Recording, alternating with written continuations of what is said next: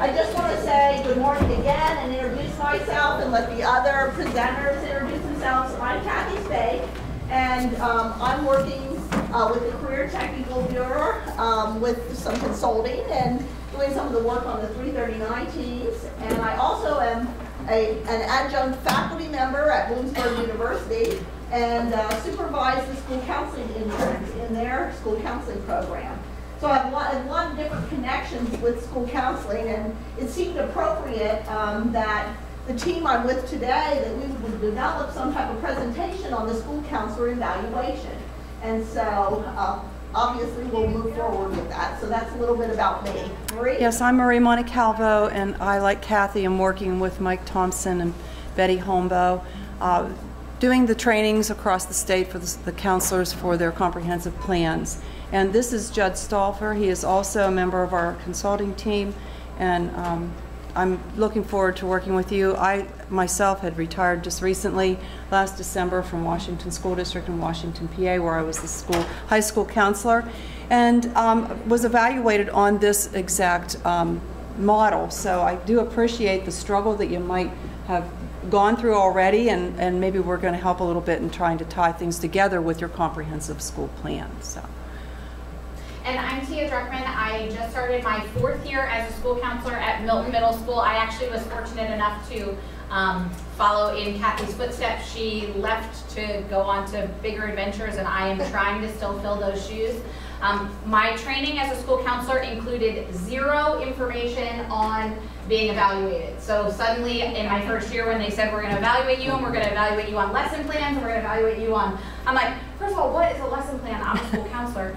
Second of all, what are you talking about evaluating me like? I'm awesome. We're good. We're good. So we have slowly, I have had to learn this on the fly with the help of the other amazing school counselors that I work with. But as a school counselor trainee, the evaluation process was not discussed at all, and I graduated from a K-12 accredited program. So it is likely that you will have new professionals. There is a possibility that you could have new professionals coming in to work alongside of you who, like me, didn't know anything about it.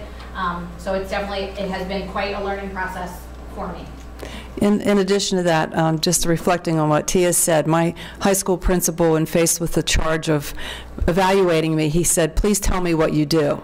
And as a first-year counselor, I was still trying to figure out what the heck I did on a day-to-day basis, so yes. Well, and I just want to make a comment about the evaluation. I was on the governing board. I did retire from Milton 4 years ago. And I had been an elementary and middle school counselor for about 33 years. And I was on the governing board for the School Counselors Association, and the last year that I went to those meetings, they were working on the Danielson evaluation. The School Counselors Association was giving input into that, and maybe some of you were involved in that. The teacher evaluation had already come out in 2013, a little history. And so what the state looked at was like all types of different evaluations for the educational specialists. Mm-hmm. So, you know, evaluations were developed for speech therapists, for social workers, for all the specialty areas. And frankly, it's the best thing that ever happened to the educational specialists. It was just like, in some cases, it didn't get explained very well, or it wasn't being used, or maybe it's still not being used. Because as I traveled across the state with Marie over the last 6 months, you know, we went into IUs and CTCs, and we would just have, by a show of hands, like how many are being evaluated, and most of the time they were, but not always. So I'm just kind of curious about this group. Yeah, that might be the next question, is how many of you are counselors being evaluated on this tool? Okay, and how many of you have gone through that process already, maybe once or twice? Yeah. So how many of you are on the other end of things where you're doing the evaluation? Anyone in that boat? Okay, so we kind of know what your needs are. So a lot of counselors. Yeah, mainly counselors, right? And it is kind of a nerve-wracking thing because their jobs are so they're not clearly defined at all times, and so the framework that the 339 plan brings is, I think, critical to our being able to establish a foundation for which we can determine and show and demonstrate that we are actually meeting the subpoints of all the 4 domains. Yeah, and I think that, like, again, like, we just had to, like, engage in a learning process about the counselor evaluation, because, you know, the 4 domains, I think most of you were probably trained using the ASCA model. You know, I found that interesting in my counseling. Aaron Slusser, whose name is on the PowerPoint, he was to be here today, but he's currently having knee surgery. He's the partner counselor with Tia. He was the partner counselor with me, and when we got thrown into the middle school office together, I didn't know him, he didn't know me. And yet we had common training, because I realized he had done a UMass program that was based in the ASCA model. And so everything was common that I was trained also in that model, almost like through the association, because like when I was trained back in the 70s, the model wasn't developed. So I did all that independently with professional development. But it really helped us start out on the same page. And then when we, you know, that was in like around 2012 maybe, and then this came out in 2014, and we looked at it and we were like, oh my gosh, this is everything we're doing because it's based on the ASCA model. So it was kind of a relief to know we were going to be evaluated on something meaningful, if that makes sense. Yeah, and now that we are at the third point on our PowerPoint slide, basically just knowing now that there is a form of accountability in place, it's a win for counselors. And I believe I think currently Brian Campbell was speaking on the Future Ready PA Index, and then there's another session this afternoon, so I think that's really an essential, a must-hear piece. So we appreciate you being here with us, though, for this one. But how many of you are read on the index and what it will require? Are you familiar? Should we go over it?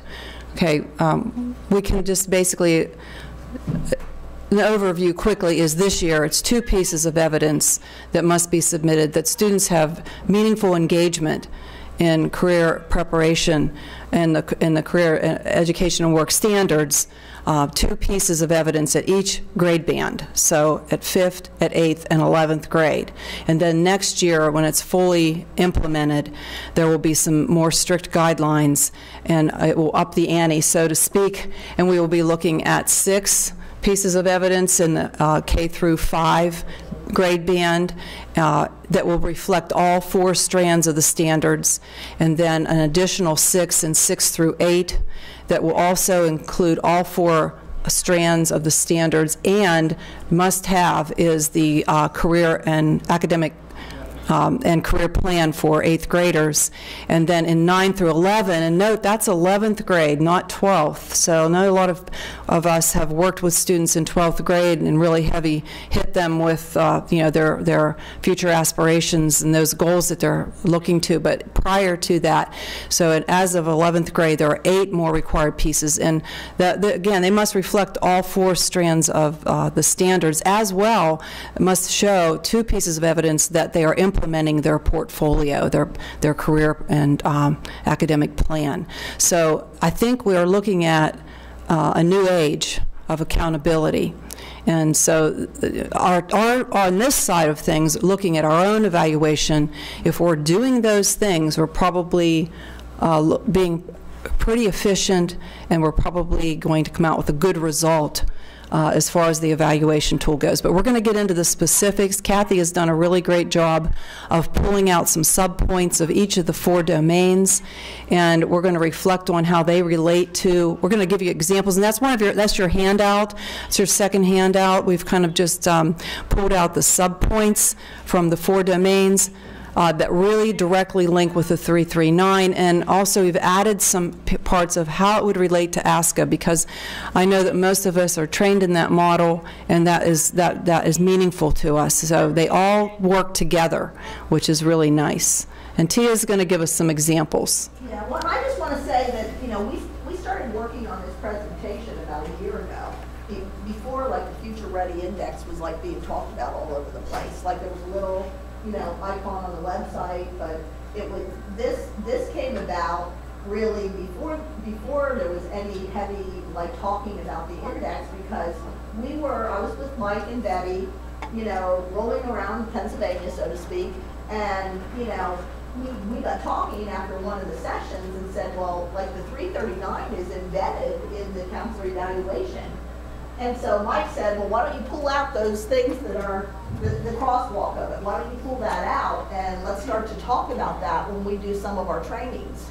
So it really made sense to me, like if counselors are working in teams, building their K-12 plans, and I think most of you have had some involvement with that. Like, just quick show of hands, how many have had some type of team planning like that? Okay, majority of the room. It made sense to think like, okay, how does this impact our evaluation? And maybe I can ask you to, as a practitioner, Tia, to jump in and make a comment about that, working together and the evaluation. Yeah, I think our ability to work together as a school counseling team was absolutely enhanced by the 339 initiatives and then the non-teaching professionals evaluation. As a matter of fact, my first year as a school counselor, we were still being evaluated on the teachers' evaluation, and it was either here or PSCA. And literally I can remember being in a session and emailing Mr. Ulmer and saying, hold the phone, like, why are we being evaluated on this teacher rubric? Do you realize, do we know as a district that there is something specifically for us?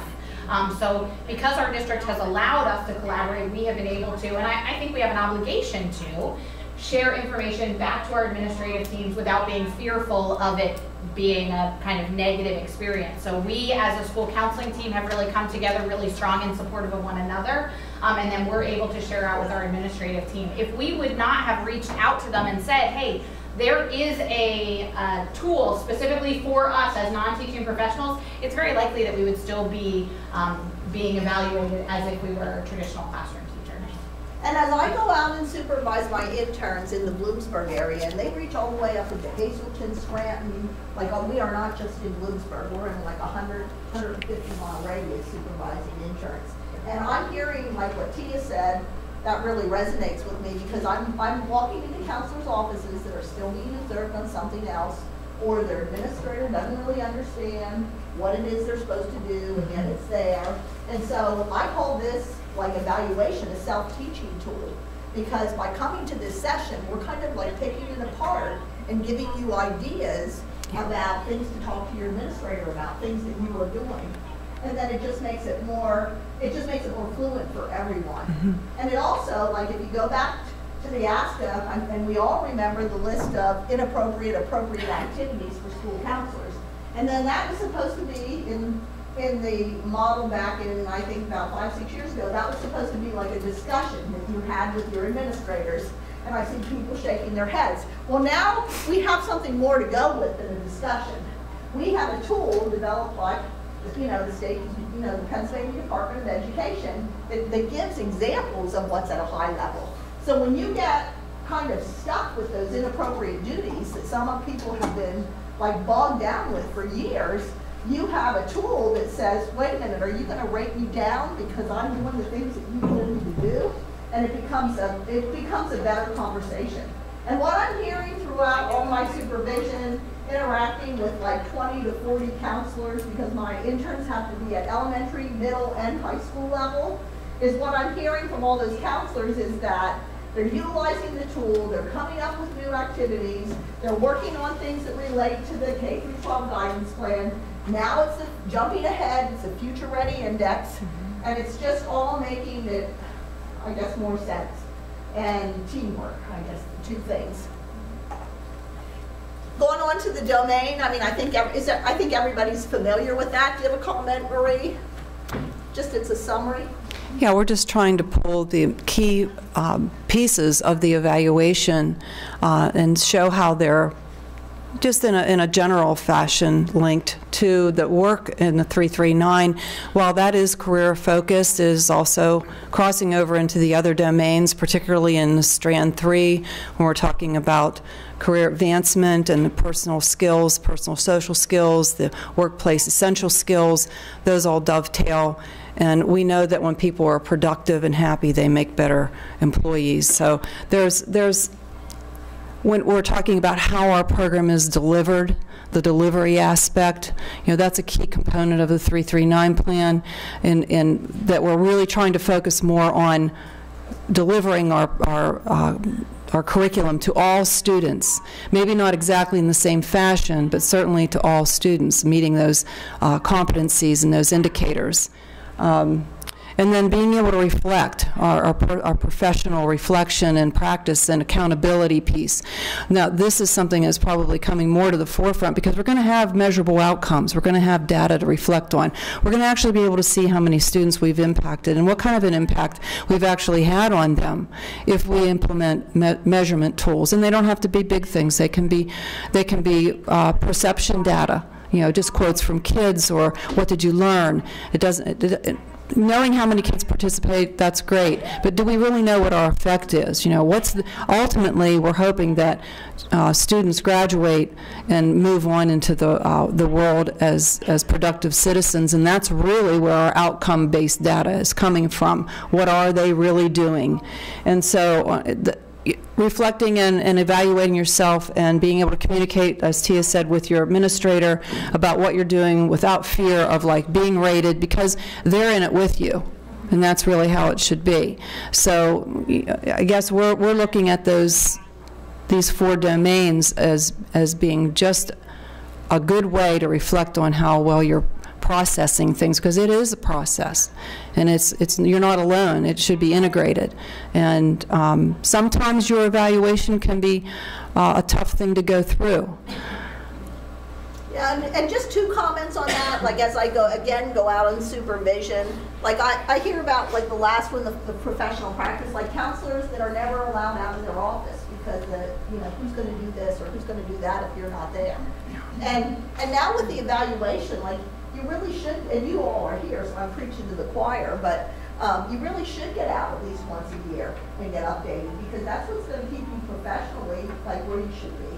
Because if you handle the day-to-day, which you do, how many days, 180 plus days in the school year, the reality is that if you don't get something to like feed your spirit as a counselor, to revitalize you, to give you an idea about something you might want to try, you become very flat. And now that's reflected in the evaluation. So it's like, I think counselors I'm seeing more counselors out at professional organizations. And we had a local school counselors meeting. Tia was there with us in Williamsburg for IU 16 and 17, and we had 97 counselors and students there. It was the largest attendance we ever had. But again, we had a presentation, and Chris is the president. Maybe you can make a comment. Chris, what do you think the turnout was about? I think the turnout was because people want to know what's going on. I mean, we're in the forefront of things now as far as between 339 stuff, the Future Ready Index. It's just a whole piece that administrators need to be aware of. So I think they're realizing, what we've done for years is now being given value and recognized. Yes. Yeah. That's a great way to put it. Thank you. Yeah. Okay. So should we move on? Yep. Okay. Okay, let's look at domain 1, planning and preparation. Demonstrate, I just pulled 1A. These are like subpoints under the evaluation.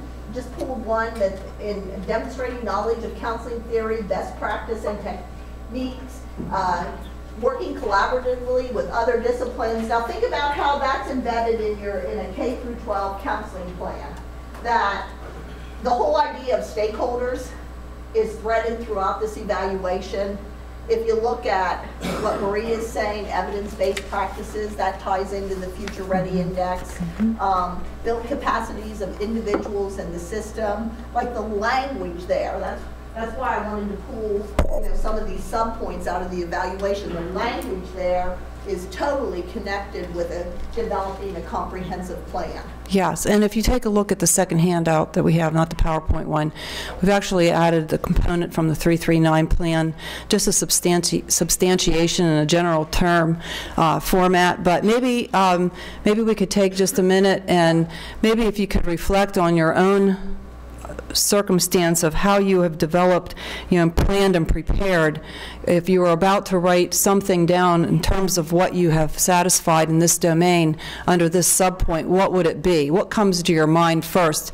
if you want to volunteer that, that's fine, or maybe you just want to jot it down as a point of reference, as something that would resonate with you, that would say, hey, I have this because I'm basing my whole plan and I'm preparing based on theory and evidence-based activities that align with the standards. So I'm sure you could come up with more than one, but you might want to think of something that really resonates with you. And Tia, maybe you have an example of that. Well, I was just looking at my that's what I was just logging into my evaluation from last year, and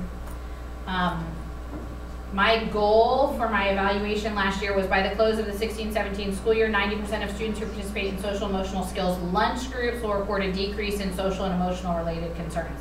I earned a satisfactory rating. So I was, the ways in which I link that, I'm looking under my domain 1 right now, uses district adopted comprehensive school counseling plan that reflects, I just talked about some of the different resources that I pull from, including some specific books and curriculums that I use in order to get my plans for my lunch bunch groups. So that's kind of where I was with that. And she was just showing me when I was in, I guess it was on Tuesday morning, like, tell about that to you, because that was helpful with that group feedback on the little iPad. Oh, I have my students that I do individual check-ins with. So right now I have about 15 students that for one reason or another we're doing, kind of a tier 2, borderline tier 3, where they're checking in with me. More than just a how are you kind of check-in. I have set up on my iPad, each of those students have their own, essentially they have their own app that is linked to a Google Doc that is secured by their lunch number, so another kid can't grab this and do it. And basically I just ask them how they're feeling. If it's a student who maybe, for example, has been a target of relational aggression behaviors or those sorts of things, I'll ask a question directly related to that. So I'm able to track for that student how they're feeling from week to week digitally or using the Google Forms, and that has been very helpful for parents. So if I have a parent that calls in and says, Johnny said that he just got picked on in the gym locker room, 2 days ago, I can pull up exactly what the student reported to me, and I can say, actually, ironically enough, I met with Johnny the day after that, and he specifically said that there was no instances where he felt like he was the target of any other students.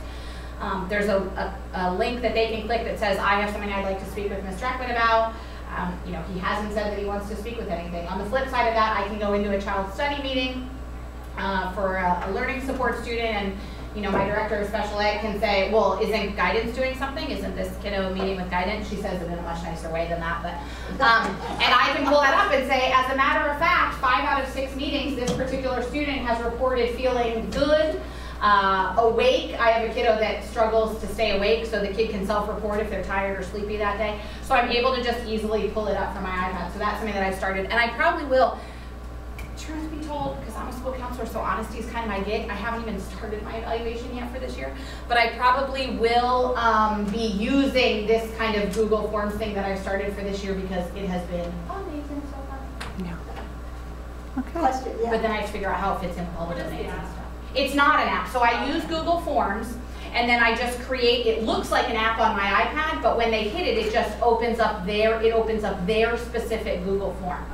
If I can show you how to do that. And it's like their lunch number. So and they use their, so Google Forms doesn't have a way to password protect a Google form, so I went on good old Dr. Google and said, how can I do this? And a way to get around it is you do a number verification. So I just use their lunch number that all the kids know. They have to put the number in exactly that way, otherwise the rest of the form will not open up for them to be able to access. So Johnny cannot pull up Jenny's form. Even if he hits her little app, he can't pull it up unless he knows her lunch number. My concern is what's going to stop one kiddo from filling out somebody else's form? It's not happening.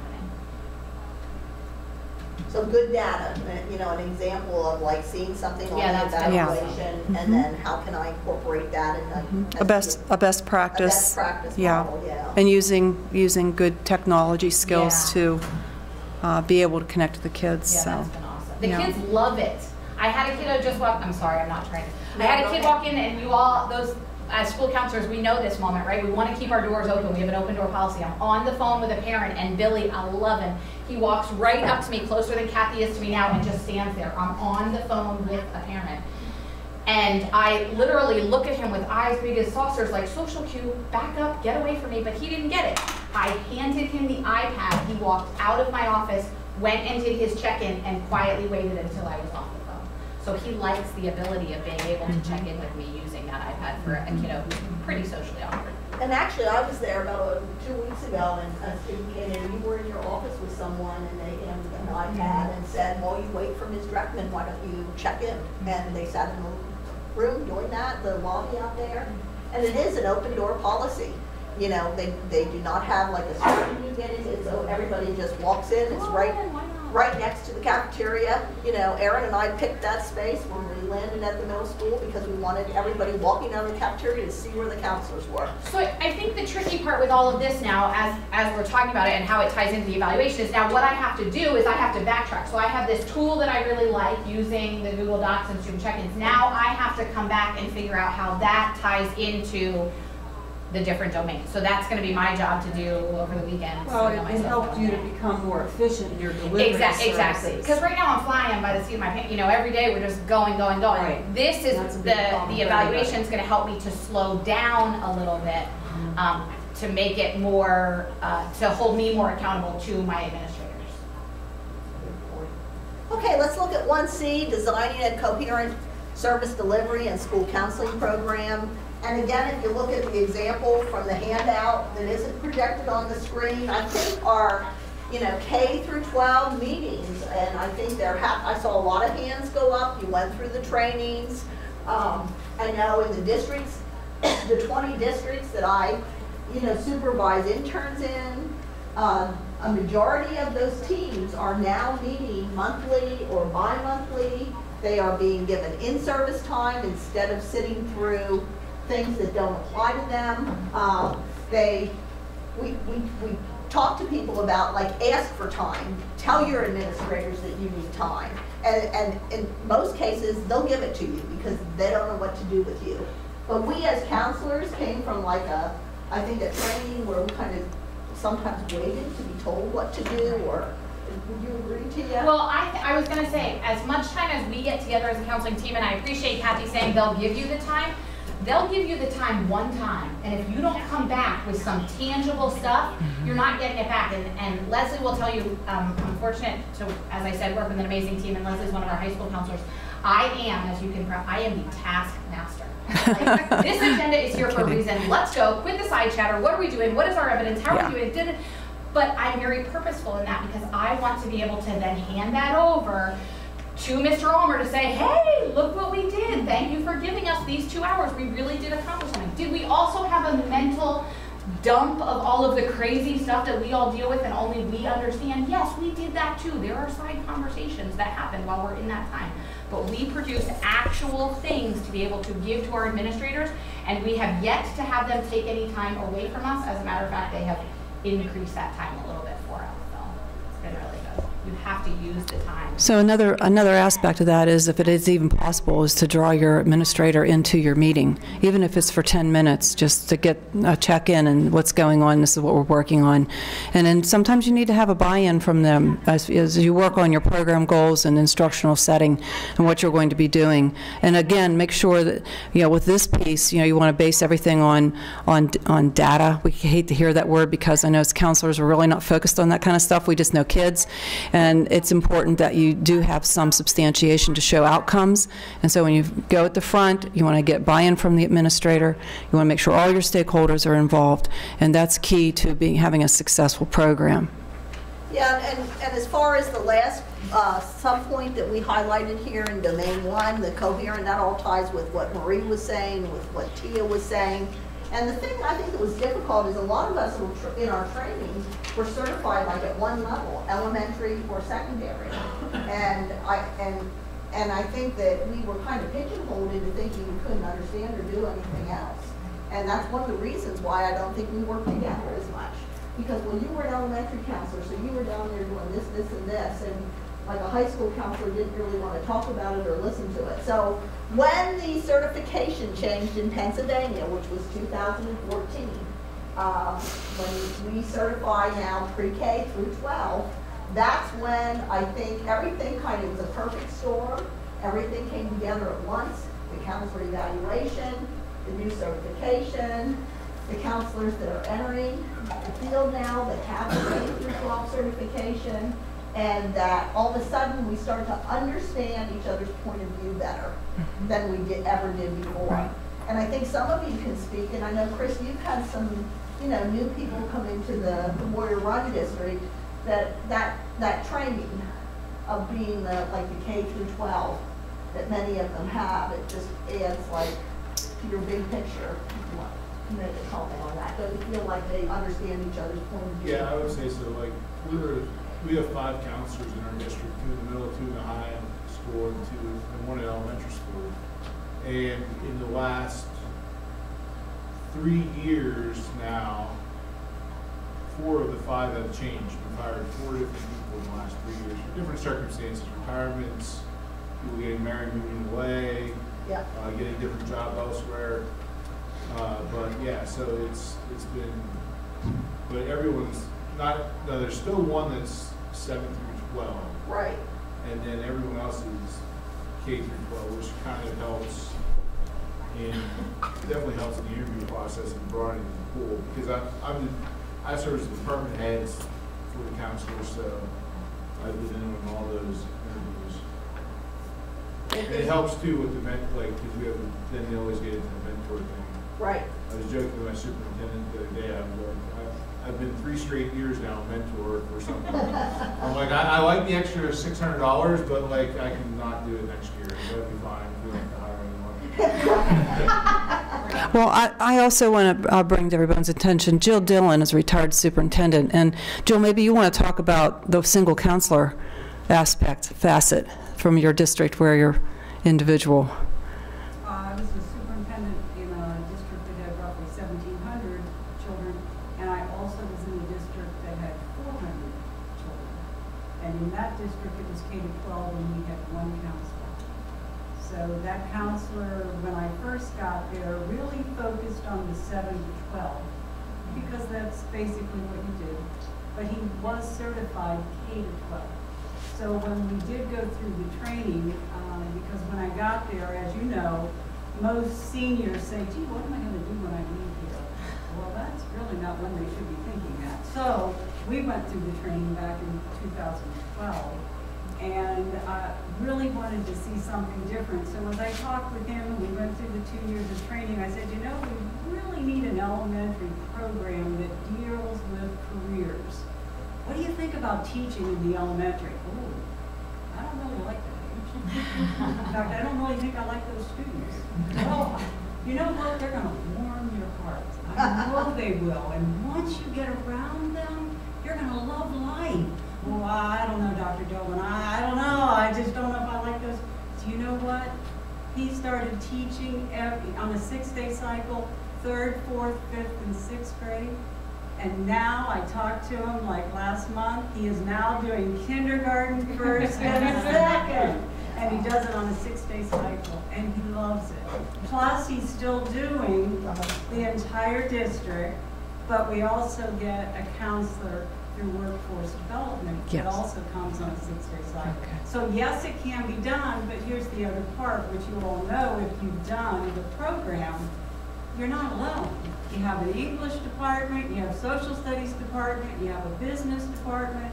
It takes other staff members to implement the K-12 career development program. Yes. And that's how it works.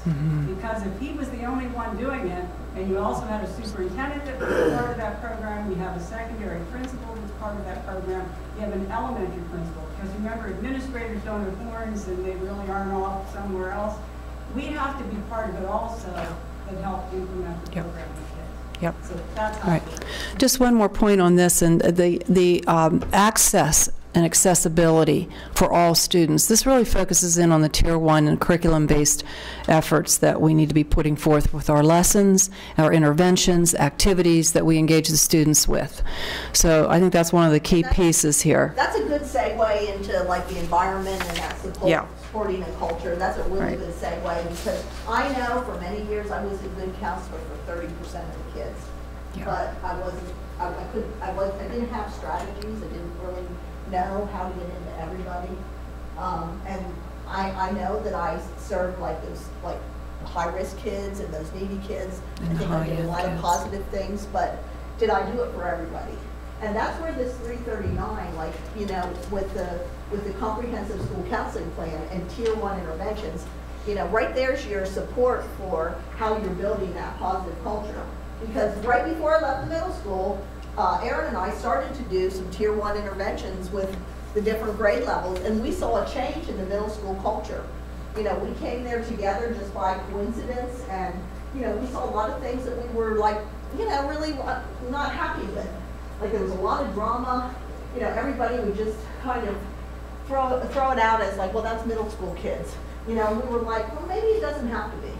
And that's where the tier 1 interventions came in, and we started, you know, just randomly going into some health classes, and into, you know, we did like add-on type things, but they were definitely tier 1, everybody was getting it. And we could see, our principal said, we got a new principal almost every year for about 3 years. And the principal that's still there with Tia now, he said, I can see the change. I can see the shift of culture in the middle school because of the tier 1 interventions.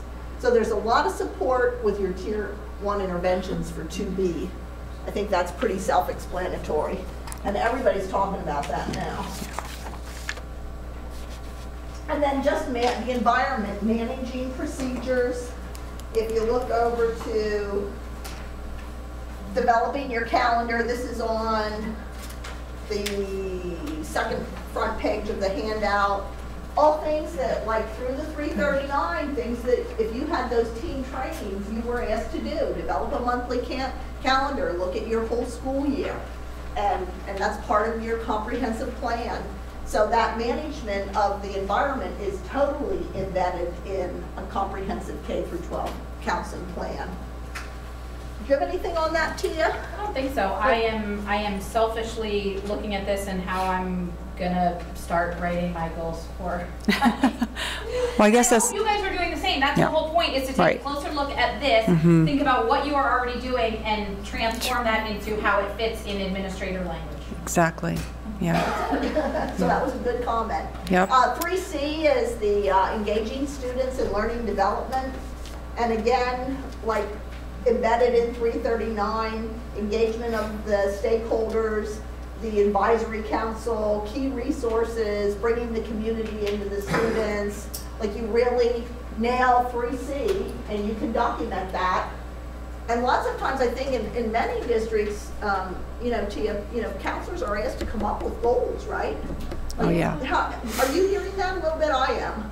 Like they're going into the evaluation and it's like come up with 2 or 3 goals. Oh, like me? I have to come up with goals? Personal oh yeah, goals. I have to come up with goals. As I said, last year my goal was to have 90% of my kiddos who were doing the lunch bunch, you know, get from one place to another.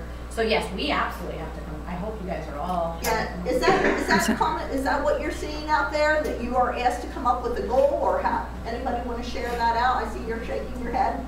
Yeah, I wanted the 339 plan to be shared in my building more. Okay. Yeah, we're doing the overhaul, bringing future concept in. I just felt like my building, I didn't want to feel disconnected with some of the departments, not knowing what exactly we're doing. I know a lot do know, but as turnover is happening, That's a good refresh the staff. Right. That's a great goal, like to get your whole staff. So morning seminars or any. Yeah, that's a really good idea. That's I have it visible so they know. So more visuals in the building. We have a career hallway, so I want to put more of that in the hallway. That's a great goal, and totally would tie into these. Yeah, definitely. Anybody else? Yeah, go ahead. 2 comments. The 339, one of the things in our district we traditionally had a problem with was one school communicating with the other schools. So that's one of the things that did got us together. Yeah, Okay, great. definitely. That'll be a work in progress, you know, but I think there's a better flow now. Good. One of the other things that I'm in high school that we implemented last year, we're not quite sure how we're going to do it. We have a goal to see every student at least 4 times a year. Wow. That's amazing. Minute Oh. meetings. Perfect. I love it. Some of them are longer minutes, but. The idea is going into just- it with the concept of a minute meeting. That's amazing that you guys are going to work towards Yeah, 4 right. times a year. we fell just short the first quarter. We had 90% of our students that we saw. And then there's always those other, we keep kind of track, you know, I think it's 40% or 45%, you know, get seen, you know, twice. It's a lot. I will say that it's a lot. But one of the side effects of that is we're getting reports back from the administration that they're hearing fewer complaints. Great. Very good. Anybody else?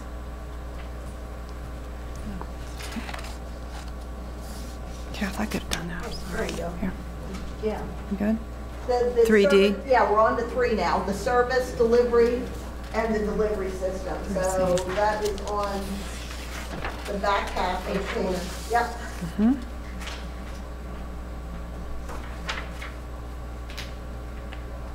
And I think this is the one that we're most comfortable in, like the delivery system, because we always knew kind of like how to see kids and, you know, I think this is I think this one is our, you know, like a lot of us are in our comfort zone here. It's just trying to figure out how to do it better, if that makes sense. Yeah, that and how to extend other resources to them from the outside, whether it be business and industry, and to make it a more comprehensive investment so that you're not the only resource person on their list, and so that they have better contacts and they can grow in that fashion. Of course, I think I'm probably talking from a high school perspective primarily, but you know, that we're actually engaging them with resources that are meaningful to them at their age of development.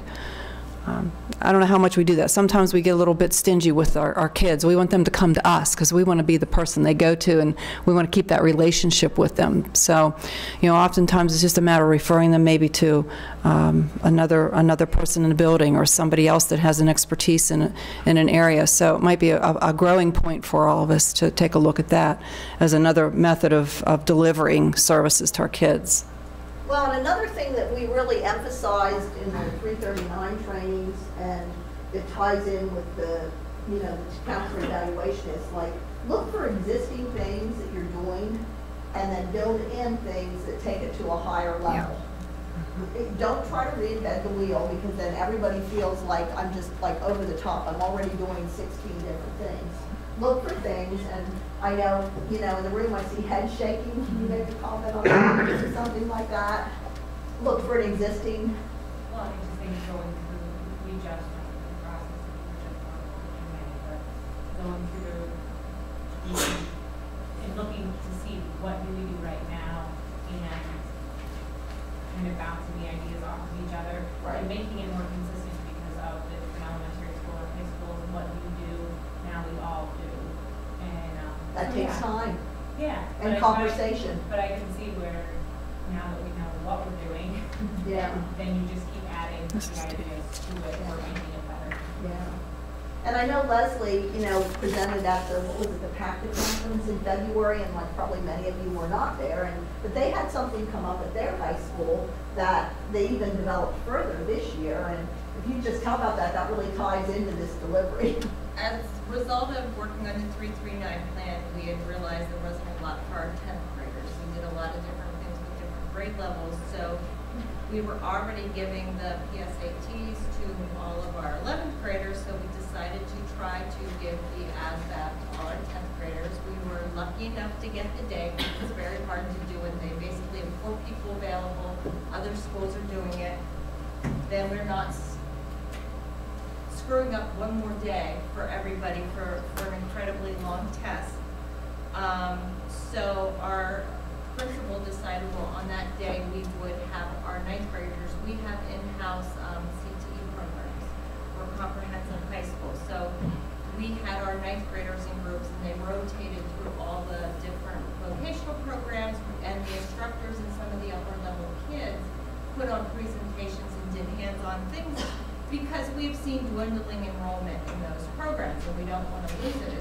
It's very much part of our community identity. Our school board was very invested in keeping them. So we did that. Upward Bound from Bloomsburg came in and presented on their program, because recruitment is always an issue because we don't know the 9th graders when they get there. And our seniors, we kind of allowed them to do community service. Basically, most of them didn't come. I mean, it was a pretty, and some of them who signed up for some didn't show. It was not a good situation. We had an opportunity, was presented to us for this year for the credit union to do a reality fair. So we were like, great, something for our seniors to do because we want them to stay. About a month before this whole crazy day was supposed to start, I got a call from MEPS. The person who does our ASVAB resigned and would not be there. Oh, There was God. a new person hired, and we were faced with, oh my God, gotta do it what are we gonna yourself. do with 10th graders? Our currently person came in a pinch and set up a bunch of industry tours. We sent groups of 20 out with their homeroom teachers, which we call prides, on industry tours. It was 10 times better than the ASVAB actually worked out in reality for us, so that's what we're going to continue to do. All our 9th graders do a short career exploration kind of course when they get to the high school. Those teachers are going to keep track of their wishes, so our career link person over the summer is more able to match their interest areas because it was thrown together quickly. If you can work with your career link, they pay for everything. They pay for busing, they took care of everything. We thought it was going to be ridiculous. Our very worst behaved kid went out. I was kind of excited when he didn't return his permission slip at first. The day up, he walked up with it. The teachers were not happy to have him. There was not a peep Saved out him. of him on the trip. It might have saved Now, we him. did do some things to kind of make that happen, but they got more out of that day Yeah. than any of the other things that we had done. And again, it was just kind of, just like the 9th grade thing happened the year before. What do we do with it? So taking advantage of those situations and then making the commitment to use them later is a big deal. And I kind of coordinate. I'm not going to lie. I'm taking credit for that on my evaluation. Yeah. You know, that was a lot of planning. I did that. My other cohorts, they had other things going on in that day, but I did a lot of that coordinating. So I'm going to use Yeah. that. Yeah. And that ties right in with the 339 plan of using your stakeholders and your community resources. And So it's beautiful. I want to say about the 339 plan, we're in like our 5th year. We did a lot of the things before we were actually board approved, and we've had support from our administration. But once all of this new stuff was rolled out to our superintendent, and we had a preview the week before they got it, we now have been summoned to the district office. So we're kind of at the point where we've got to back up what we put in place. They were supportive, but it was more, yeah, nice, you can do it. They didn't fight us on things, but now they want the evidence. So I think that will also tie into our evaluations because I think all of us are at the point we're not getting the 2 a year, so it'll be more of an end of the year because we're always the last. So that gives us some time to pull that together, but I do really think for our group, and I'm betting for a lot of you who are in the same process, they will look at a lot of this kind of stuff and want to see some of that because now it's their issue on the line, Right. not just Yeah. us. You want some evidence Right. of what's happened with the students and what they've received from their experience. We still struggle with the documentation piece. Yeah. And being able to move it Sure. from one building to the next. And are you keeping it electronically? Are you keeping it a paper pen? That is still kind of That's a tough thing. loosey for us. So we are actually working on that as a group right now. Yeah. Well, and Leslie's comments, I just advanced the slide, demonstrating flexibility and responsiveness. Yeah. There it is. Right. You Right. know, a perfect Making example of adjustments. like how they adjusted to make something happen that was meaningful to students, even though it wasn't like the original plan. And we would not have been able to do that with our previous administrator Yeah. in our building. It would not have, there was not as much flexibility given to the guidance, to anybody, but for these kinds of things. So I have to give a big shout out to our building administrators for that. Well, and I just want to comment that across my supervision area, I see counselors being elevated to more of a leadership level. I mean, I know right there on U16, like with your situation, Chris, and what around, and like just in the, like I said, I'm in about 20 school districts. Like administrators are talking to counselors, they want their ideas, and if you go back when I was, doing the ASCA training, 10 years ago, and I was reading, like by 2020, the counselor will be on the level of like the administration in terms of leadership and, participation and planning and everything that's here. And I think we've arrived, like in many cases. And if you haven't arrived, and you feel like you're not at that place yet, where then that's like a goal. That's something to work on, because your evaluation supports that. Yes. Your evaluation supports that leadership role. And no, you're not like paid at the level of an administrator, because you're still part of the union contract in most cases, and you're still doing lunch duty.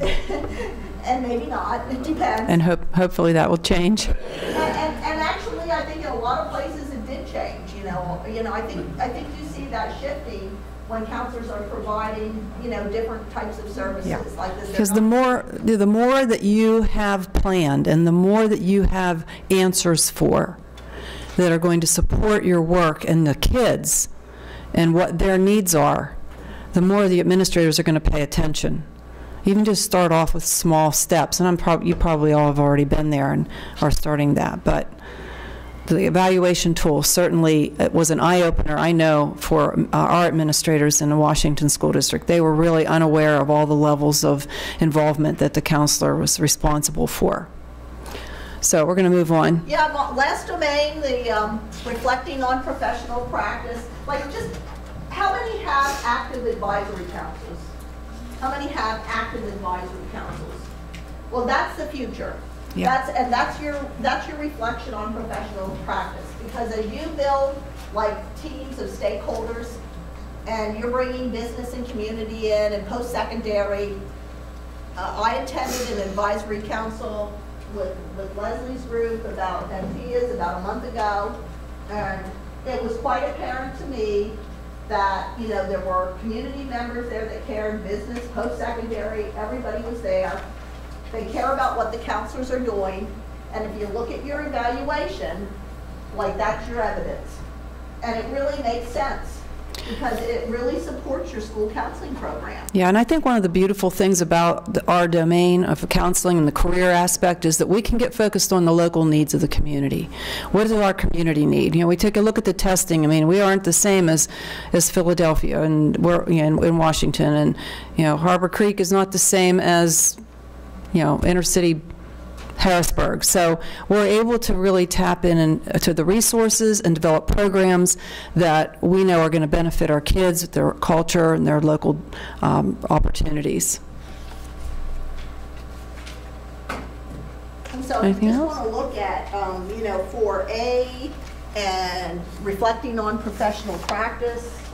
There's another area on communicating with stakeholders. And that has to be a work in progress. Like that you are not here to sigh from Tia. That requires, like, what would you say, continual. Can you make a comment on that too? Yeah, the comment that I can make on that is that I work with kids and students, so I struggle when I have to reach out to adults. Not that I can't communicate with adults, I can very well communicate with adults. But kind of selling my program or selling what I'm doing to the adults in the community is hard for me. Like, I'm really good at motivating students and giving hugs and high fives and those kinds of things. Last time I checked, there aren't a lot of CEOs that want my hugs. Like, I'm just putting that out there. So that is an area that I struggle with, is kind of selling our program to the community and staying connected. I'm horrible at writing thank you notes. I've never been good at it. It drives my mom insane. So the idea of after I have a meeting with someone, then following up with a handwritten thank you note, it's not my gig. But you know what? It is Elizabeth's gig, and she's at our elementary school. So she's the one that does that piece to reach out to our people that are on our advisory board. The other thing that we have started to think about tweaking is our advisory council meetings have been held at the same time as our CTE advisory council meeting, so it happens all at the same time. We're not sure as a school counseling team that that's working best for us right now. We're kind of starting to think that we want to pull away a little bit, not separate ourselves in any means from our CTE programs, but we want our school counseling advisory board members to know that they are advising us as school counselors. Like, they're not necessarily, it's, I don't know how to kind of. I think we started out, like before, you know, when I was still there, we started out with a separate meeting. And then we thought, I think, somewhere through the way, and I remember, I think I was still there, it would get, people would be there anyhow, it would be convenient, but then, like, I think Tia's comment is, like, it kind of loses its focus then on the school. Yeah, well, I'm just so focused. We are so student focused. We are so student focused, and the advisory board requires you to be community focused. We should be community focused. It's just an area that I struggle with. And in the trainings, the 339 trainings, which, you know, they really recommend separate advisory council. Don't lump it in with somebody else. It is your advisory council. Yeah. Don't pick the same people. Yeah, that's what was happening, is our people Yeah. were getting pulled. You know, the good people, all of us in this room, were always getting pulled in 100 different places. And get somebody with a different perspective. And I think, you know, as I traveled across the state with Mike and Betty, I saw a lot of good examples of that, because we had members Yeah. of those, at those showcase trainings Sure. from the advisory councils, and like people are really doing that. But I guess, you know, I think Milton's on there like, what, 9th meeting or something Yeah, I like want that? to say we counted up. And I think that's easy to do at the beginning, like that you reach out, and then as you know, you get more into a comfort zone, it's harder to make those new contacts. But that's something that I think, you know, just reflecting on professional practice and responsibilities, I think that's something also that could be a goal. Like, just to throw it out for your evaluation, like connecting with 5 new stakeholders this year to include on an advisory board, whether it be post-secondary, business and community, new parents that you haven't engaged before, because that gets to be really kind of, you know, fun when you meet people that aren't always in the school all the time, doing everything, you know, the PTA president, the person that you see anyhow, Yeah. who you know would come, who you know would show, but maybe we had a advisory board meeting, I'll just share this briefly, about a year ago. It was the, I think it was the White Deer Elementary counselor that had selected a parent, and they brought up a point about the truancy elimination plans. You know, he was a really good advisory, because he said counselors are being pulled in on those, and he said, I'm a recipient of those things because I take my kids along. I own a company, I'm an entrepreneur, I take my kids along on trips, and he said, so I get these letters, and I need somebody to, like, in the school to pay attention to, like, you know, why is that a problem that I take my kids along occasionally on these, you know, entrepreneur things. Educational trips. And it was just like, wow. Like, I just was really, it was a very reflective moment. I don't remember who all was there at that meeting. I think, Leslie, I remember you shaking your head. And it was like, yeah, like, somebody should really pay attention to that, because some of the policies, and this is your, like, reflection part of your evaluation, sometimes the policies we have in place aren't really, like, always, like, helpful to some kids. Yeah. Well, and it kind of ties into what our keynote was talking about, how we punish our, you know, we focus on that 5% of families that is, you know, having way up and beyond 10 absences a year. Then we have another family, you know, we've got a great family who they own their own business, and he goes around and presents all around the country, and they're having to go in front of the magistrate because he doesn't have a doctor's note because his kid's been out for 15 days, yet the kid is, you know, scoring above and beyond, and he has to go to the magistrate and say, my kid is doing these educationally based kind of things. So I think that the 339 absolutely gives us a solid foundation of ways to address issues that we see as counselors, that our families see as consumers of what we're doing as counselors. The 339 is giving us the ability to communicate in a language that I'm not familiar with, in an administrator language, to share out what's working and what's not working. All of that we have to be able to show as counselors, we have to be able to show in our evaluations. Whether we think what we're doing is great or not, we've got to have a way to put that to paper, and the non-teaching evaluation helps us to do that. Yes, that's a good summary. And I just wanted to say one more thing about this last point, and that was this young lady over here that was talking about educating the teachers. You know, you can't tell enough people, but if you get enough people to tell your story and what's going on, and they're educated about it, then, you know, it's going to spread the word, and the families are going to embrace it as well. So that's another, it's a really great way to get things going in your school. Does anybody have any final comments? Well, we appreciate your attendance. We hope it's been helpful to you, and good luck with the rest of your school year and this conference.